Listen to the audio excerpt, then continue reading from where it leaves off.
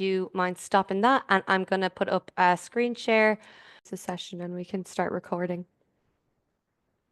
You're just muted there, Stephen, if you want to unmute really quickly. Yeah. Welcome back, everybody. Just want to introduce the two co-chairs, Joseph and Luna. Oh, sorry, Stephen, that's the wrong talk. We're talking about Sorry second about talk today. Don't worry about it. All good. that. It's the which one? Student engagement, tool for yeah. change. Sorry. Don't worry. Welcome back, everyone. I just want to introduce the student engagement for change, which is co-chaired by us, by Quiva. Take it away, Quiva. Thank you, Stephen. So this session is going to be facilitated by Erica. I might let Erica take the lead and we can start off the session. Thank you so much. And thank you everyone for joining us here today. Really, really excited for this session and really excited for Power of Disability as a whole. It's been great so far. We've only had one session so far, but I'm already buzzing. Looking forward to the next few sessions today, as well as the sessions tomorrow. This session will be great, but I'm particularly excited for the session after ours, where we'll get to meet members from the Students with Disabilities Advisory Group. Not to put down our own session, but I'm really looking forward to that one, but this one as well. So in this session, we're really talking about student engagement, and we have a couple key speakers who are going to talk to us about what student engagement means for them. So we might just do kind of a quick roundhouse introduction. We might start with you, Rachel, if you want to just tell us who you are and kind of give us a bit of context on student engagement and your role. Yeah, of course. So, hi everyone. My name is Rachel Sarsfield Ryan, and I am the development coordinator for the National Student Engagement Program, also known as NSTEP. So in my role, I oversee our student training program, which is one of the core things that we do in NSTEP. Which is training student representatives and students who just want to be more engaged within their institution at third level on things like governance, on feedback, how to communicate effectively with staff and different things like that. So we're all about student engagement in NSTEP, and my background in that is that I used to be an education officer in my own students union. So I've been very passionate about it for the past few years or so. So hopefully I will have lots to say today. Yeah. Thanks so much, Rachel. And like, as we know, student engagement is huge, a growing thing, and it should be on everyone's mind. So it's really exciting to have you on board, and we look forward to hearing from you. I might hand you over to Quiva next, who will introduce herself. Yeah, sure. So my name's Quiva. I'm the Student Engagement Officer here in AHEAD. My role is all around kind of engaging with students on the ground, gathering the lived experience, and also kind of helping students to get their voice heard. So we do that in AHEAD by running an advisory group where we gather students' opinions and the lived experience of students, which we then feed back to the AHEAD kind of direction in which AHEAD drives forward, and also USI policy reform. What else can I say? Yeah, that's kind of everything that I do in my role, is just kind of gathering students' experience and making sure that it is applied when we are talking about the future of accessibility in education.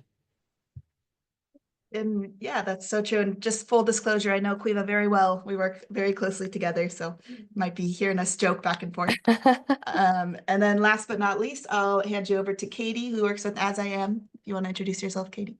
Thanks, Erica. Thanks, everybody. It's lovely to see so many on the call today. So yeah, I'm Katie. I am the Autism Friendly University Coordinator at As I Am. So in As I Am, we are Ireland's autism charity, and our goal is to make sure that we're creating an Ireland where every autistic person is given the same chance and the same opportunity. So my role is to work with all our universities in Ireland, and to work with those universities in Ireland that are working towards becoming an accredited As I Am autism friendly campus.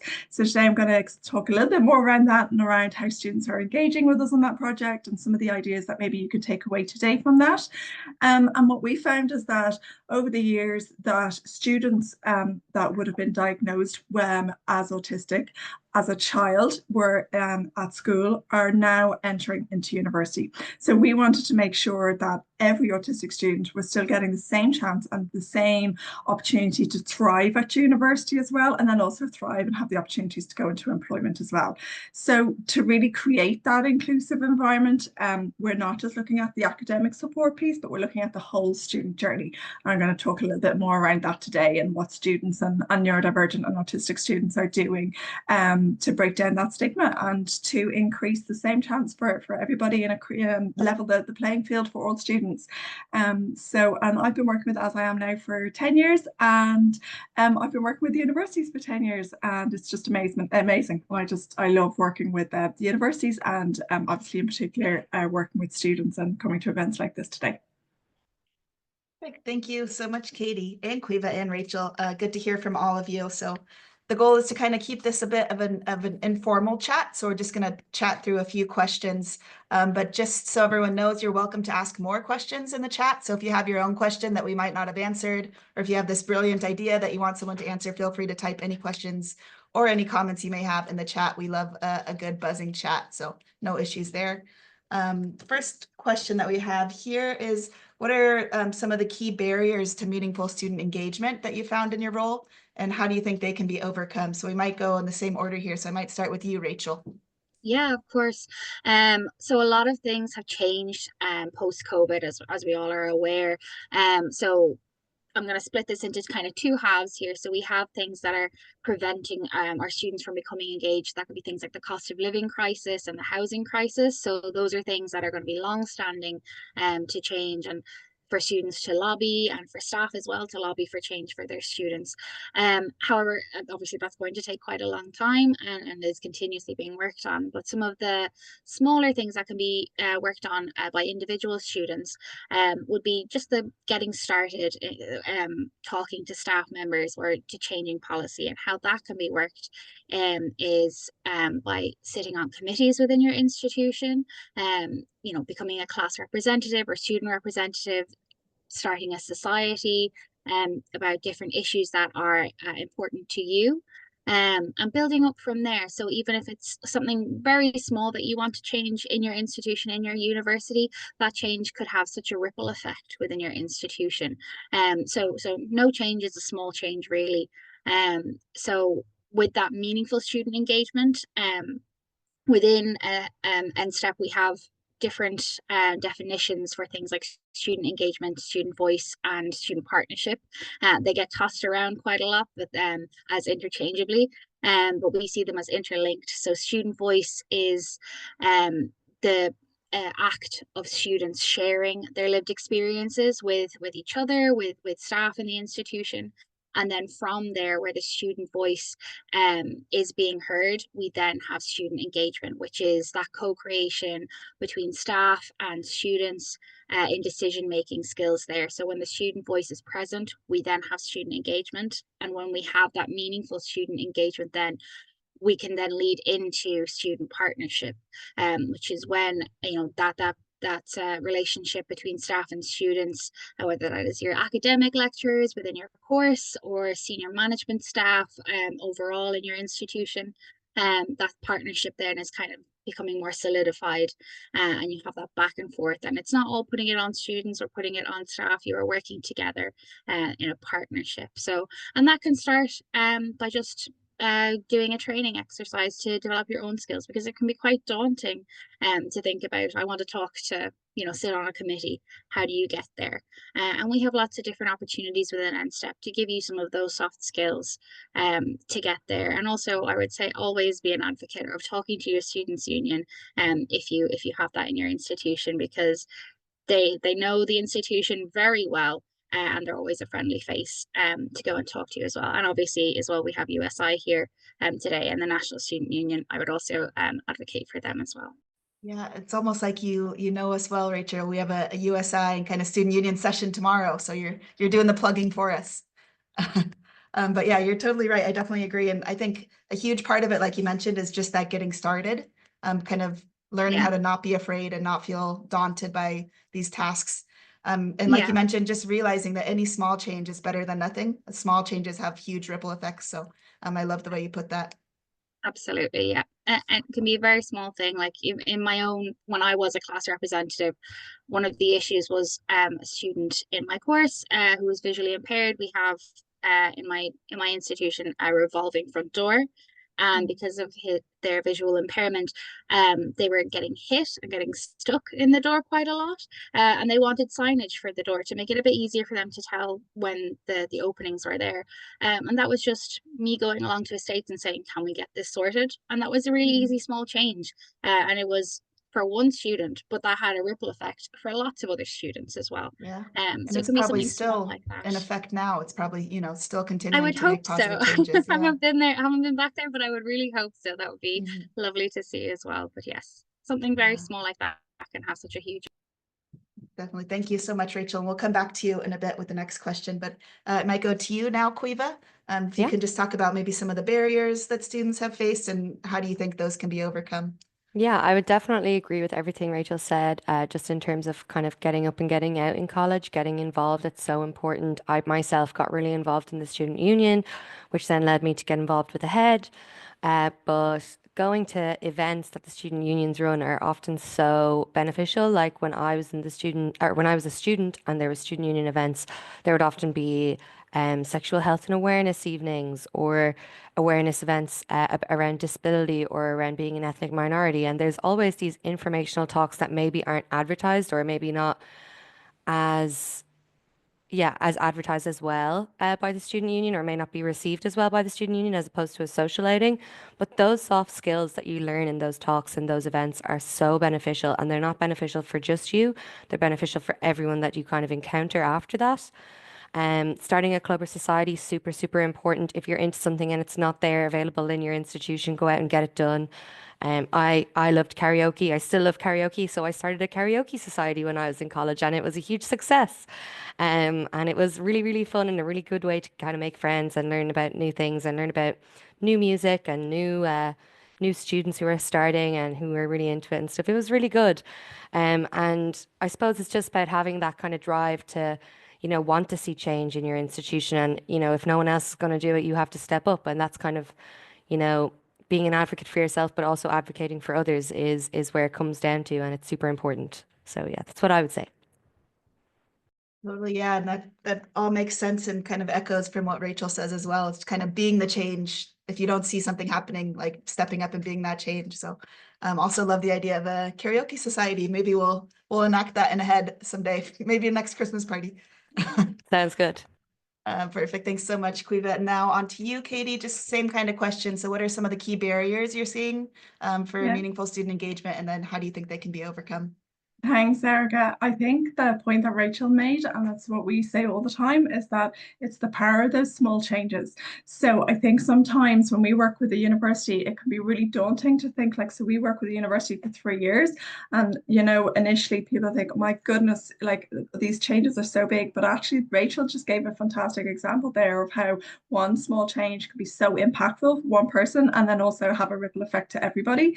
So what I've done is I've broken down like the main 4 key barriers that we find for autistic and neurodivergent students in college, broken it down into four main points. So that transition piece into university, before the student has even come onto the campus, what is that like for students who are neurodivergent and autistic, and how is the college supporting those students? So is it, when they're transitioning into the college, has there been something like a summer camp where students can come on and experience what the college is like?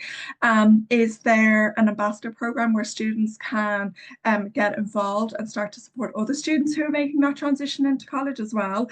The other piece is, and this is one of the large areas that we work with colleges about, but is there quiet spaces on campus and sensory rooms? So you've got the quiet spaces across campus for people to be able to use throughout the day, and then you've got maybe a sensory room, or we call them maybe like a reset room, where students who need those spaces, they are available. So we find that can be a really big barrier for students to not be able to access the university and to be on campus if there's none of these quiet spaces for students to have that time to retreat and just be able to re-energize themselves and regulate themselves to be able to go back out to their to the college. And then the other huge piece is stigma. what is the culture like within the college, and how can you play a part within that culture?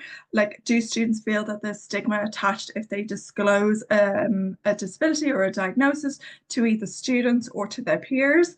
And then what can you do around that? One of the things that we do maybe is like for students to hold groups, like kind of a small group training with other students around just different styles of thinking.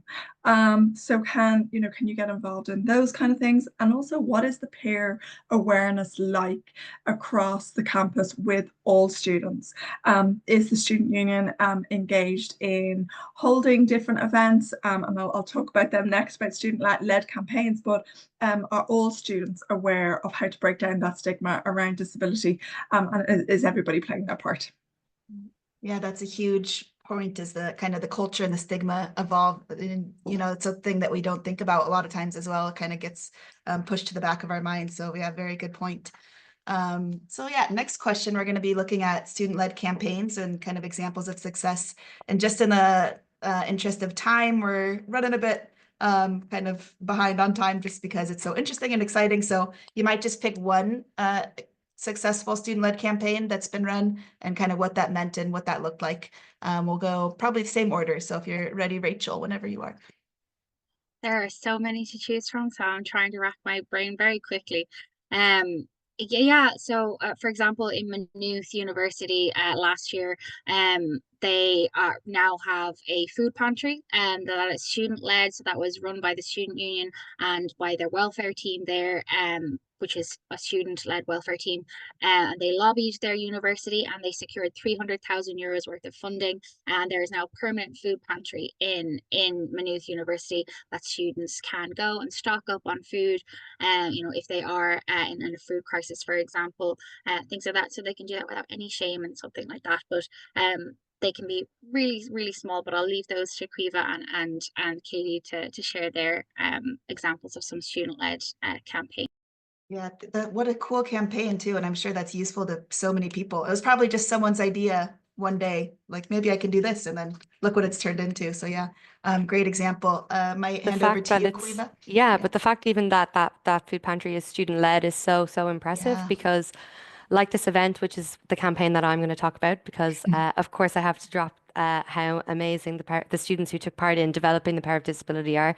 So this event is for students by students, and the students had a very heavy hand in the development of the program, and the advisory group were very supportive and helpful in the dissemination of information and getting involved in kind of developing the comms and the strategies behind kind of getting the marketing out for this event. So yeah, this is kind of the most successful student campaign that I've been a part of, that I'm really grateful to be a part of as well. So yeah.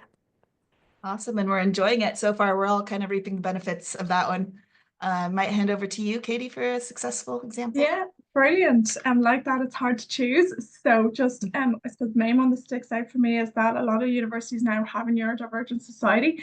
And what we're finding is that maybe some smaller colleges, it's really hard to get those societies off the ground. And that there might not just be enough students to really lead on it. So just last week in NCI hosted in National College of Ireland, they hosted a student meetup, and it was open to all students in Dublin, and it was just a fantastic opportunity for all students to come together, to learn from each other, to hear about how to set up a neurodivergent society, what works, what doesn't work, and for students to be able to meet each other. And it was a fantastic event. So, and I think it's gonna grow as well. That was completely student led, and followed on from the neurodivergent societies being set up in the universities. Yeah, I couldn't agree more. It's so great to see the students kind of leading and making these changes, particularly students with disabilities, that they can be advocates for change on their campuses, and it can be successful, as we've heard from these 3 examples here today. So just kind of final question, and then we'll get into a bit of a wrap up from each of you. So how can institutions better support diverse student voices? So this is kind of looking at the perspective of the whole institution approach. So particularly students from marginalized communities. So how can institutions play a role in helping listen to and hear the student voice? Same order. So Rachel, when you're ready. Yeah, of course. So I'm a big advocate of making sure that there are student representatives at every level throughout an institution. So that is starting from class rep council, which can be run by your student union, and then right up to governing body or governing authority, which is the highest committee or council within an institution.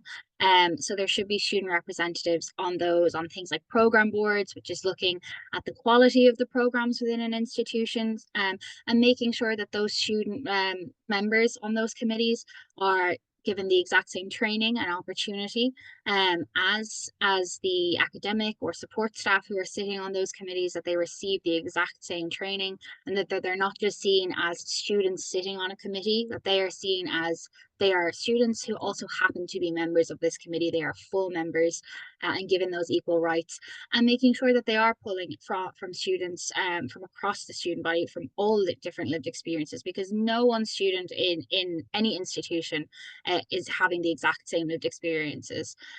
So whether that is you're going to sit on a governing body or putting yourself up to that, or an academic council, or you just want to sit on a program board or different things like that. I would say try and put yourself out there for those. And if you're getting pushback, good, continue pushing back and trying to make sure that there is that representation at that level, and saying, well, you want student engagement and partnership in your institution, let us share our views at these committees in this way throughout the institution. So that would be how I could say that institutions could better support diverse student voices. Yeah, the representation piece is huge. And I think along with that, like Katie said earlier, is that idea of kind of an open and accepting culture, which is kind of, they go hand in hand. Might hand you over to Cleva. Yeah, sure. So I think one way that institutions can better support diverse student voices is definitely by supporting and including students within, like Rachel was saying, like having a student in the room while they're discussing what students need. Because often the lived experience is so much more valuable than kind of the research or the kind of data behind things, because the lived experience on the ground is what the students are really experiencing day to day, and that may not be recorded in data or research that's being taken into account. So having a student in the room, or making sure that the lived experience is given the time it deserves and is considered when deciding things about students from marginalized communities, is super, super important. Wow. Yeah, definitely is. And it, like, kind of, we're all saying the same thing in different ways here, but really just listening to the students is more important than anything for these institutions. Katie, do you have some insights as well? Yeah, exactly. Just kind of following on what was said there about that lived experience piece. So whenever there is training that's happening in the universities, we try to encourage as well that there's always a student who has that lived experience that co-delivers the training. So whether that's in person or online, but that lived experience goes hand in hand with the training. And the other thing as well is that clubs and SOCs and the student unions work together with students as well. So like we're in the colleges that we work with, what's happening now is that they're ensuring that there's 2 committee members from each clubs and society, and it's mandatory for them to attend an autism acceptance training. So then that information is trickling down then throughout down to the clubs and societies, and then leads on to more inclusive events and obviously more inclusive societies as well. And then for the universities then to also support that setup of a neurodivergent society, because it might be slightly different to a setup to other societies, but that there is that support. And it might mean that when a neurodivergent society is set up, that there's less required numbers to sign up to it, or it's that it's known that students do not need to have a specific diagnosis, that you know, they can be self-diagnosed as well to be able to join and to set up and to lead on a neurodivergent society. So, and all of that comes from the support from the university. So that's yeah, how the students really the university can support that student voice piece. Yeah, and I think it's important for institutions to know that they can make a difference as well. That it doesn't always have to be students leading in this charge, but the universities and the education training boards or whatever it may be can also be on board to help these students get their voices heard. Perfect. Thank you so much. I think might just take any questions if there's any questions coming in the chat. I see there's a really powerful comment from Rizal here that I just wanted to share. They're saying, as postgraduate students, we can try to lead our own research to one that can produce recommendations that can improve accommodations for all. So that's a kind of a form of advocacy within itself, doing the research to make sure that you're improving accommodations for all. So it's just a good comment. If there's any other questions, feel free to ask them. Meanwhile, we might get the slides shared, so we might share a final few slides. I think people have a few references and recommendations moving forward. Perfect. So it looks like you might be first, Katie, if you want to chat through Yeah, that that slide. was that's just a photo there. I won't spend too much time. That's a photo of the student mixer that was held last week in NCI. And then we also have just 2 events that might be of interest to everybody. So those really basic, not basic, really hard life admin skills that we all have to learn. But we have a group coming up next week on the 19th and the 26th, if anyone would like to sign up for it. I've left the link there for 2 sessions around navigating things like bank accounts and taxes and all those lovely life things. And then also the second piece, we are having an employment seminar in NCI on Saturday the 29th of March. It's a free event, and we will have James Cusack from Autistica over in the UK, but it would be a fantastic event for anyone who's looking for employment. So to please come along to that as well. And then I think there's one other slide, and it's just our information line. If anyone has any specific questions just around autism for themselves or family members, to contact them, or I'll put my email address if anyone wants some more direct information as well. They can email me as well. Perfect. Thank you, Katie. And those links that were shared are available in the slides, which are on the website. So they're perfect magic. They're just shared there. So if anyone would like to access those links, they're available in the slideshow. Rachel, I think you're up. Yeah, so I just wanted to share that we have lots of training opportunities throughout the rest of this month and March. So we have introductory classroom training, advanced classroom training, and representing diversity training as well. Every time you complete a training event with us, you get a digital badge that you can port onto your LinkedIn page or your online portfolio. And you can also use them to get a nationally recognized, you can apply for awards with us. We have student engagement academic awards as well. And if you have any questions, you can contact us there at our email address. Our website is studentengagement.ie, or you can search NSTEP, it will pop up in Google. And we have so many resources on our website for you to look through. We have online modules that you complete in your own time. And if you have any questions as well on student engagement and other things like that, you can contact myself or my colleague Neve. And also give us a follow on Instagram, which is brand new and it's there and it's great. So please do follow us and engage with us. And yeah, I look forward to hearing from you, and I hope you enjoy the rest of Power of Disability. So much, Rachel. And I think last but not least, we have Quiva doing a quick wrap up. Yes, I'm doing a quick wrap up. I just wanted to do a quick plug for the Students with Disabilities Advisory Group. That's a QR code that links to the webpage, so you can find out more about the advisory group. But the advisory group is run in conjunction with the head in USI, and the members of the group work to inform the strategy and policy of both organisations concerning the inclusion of students with disabilities. The advisory group is picked every year, so if you're ever interested in applying, we do it in the first trimester of every academic year. So that'll be coming up in September next year. And this is for undergrads only, I might say, because we also have a postgrad partnership called Launchpad. And that's in conjunction with the National Disabled Postgraduates Advisory Committee. The aim of the partnership of Launchpad is to foster a sense of belonging by establishing the NDPAC and AHEAD partnership and community, influence policy development, and sustain a community to make a lasting impact through advocacy. There is a link there which can be downloaded, which can be clicked when you download the slides. And that will lead you to a sign up link so you can get the Launchpad community newsletter. But that's everything on my side. Thank you, Erica. Yeah, thank you so much. And thanks to all of our panelists. It looks like we're wrapping up just at about 3 o'clock, which is perfect. Thank you so much for all of your insights, and thank you for sharing kind of your own experiences of what your roles are like. So thank you so much. I'll hand you back to Kara and Stephen, our MCs for today, who will tell us what's going on next. Yes, so thank you so much to Quiva, Rachel, and Katie, as well as Erica for facilitating there. I really appreciated what you were saying about small changes and how those can really build up to make big changes institutions, and also what Erica was saying at the end there about the need for universities to support students to have their voices heard. So I think we're gonna have a little 15-minute breakdown. Yes, Quiva's nodding at me. We're gonna have a little 15-minute break, and then we'll be back for the Navigating College Life with a Disability panel with the Students with Disabilities Advisory Group. So if you want to go get a cup of tea, we'll be back in 15 minutes, unless you have anything to add, Stephen. No, I just want to say thanks very much for your great insight into your talk. It was absolutely amazing to hear all the wonderful things you've done with the advisory group and with the postgrad advisory group as well.